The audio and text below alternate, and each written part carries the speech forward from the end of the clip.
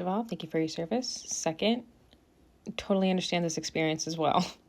What you're experiencing is common and rarely talked about. Anticipatory grief is a real thing that happens not only to caregivers, but to all the loved ones.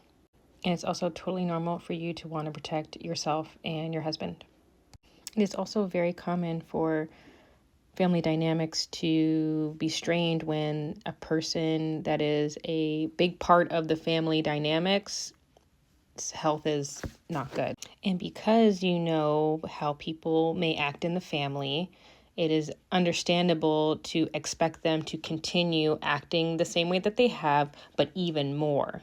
So, for example, if somebody likes to freak out or be very dramatic, expect them to be even more dramatic when something bad happens. And as a caregiver, that's just a kind of energy that you can't have in your life, right? Okay, I'm getting sidetracked. My point is that it's everything that you're feeling is normal. You are looking at the future and what things may look like. And I understand from the way that you're texting that the children are not really showing up in the way that you want them to, or are not reaching out to you.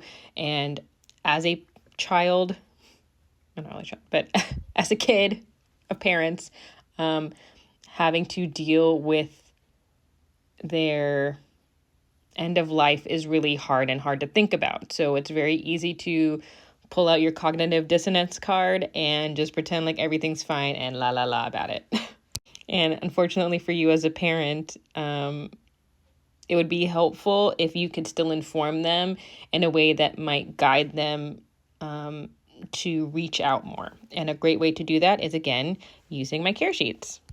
With my care sheets, they are digital and they're printable. So when they're digital, you can use an app like GoodNotes and then write all your observations, things that are happening when you have doctor's appointments, new medication changes, things like that. And then not only can you share it with the kids, but then you can also share it with doctors, and it can help them know what's going on without feeling uncomfortable about everything.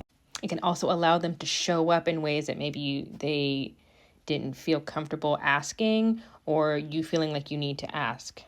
And if you're interested, there's 2 free sheets available for you if you want to learn how to ask for help within the family or in the doctor's offices in better ways that don't hurt people's egos or helps them help in a way that doesn't feel demanding or feels more like care, Family counseling is also an option.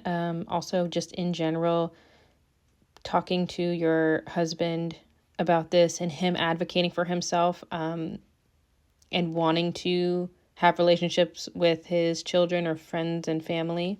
It should not be all on you. It's his choice what he wants to do, right?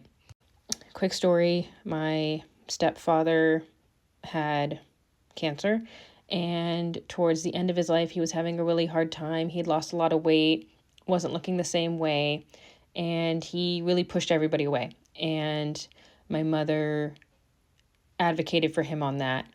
One thing I wish that she would have done a little bit more, sorry for listening, is let him do the talking.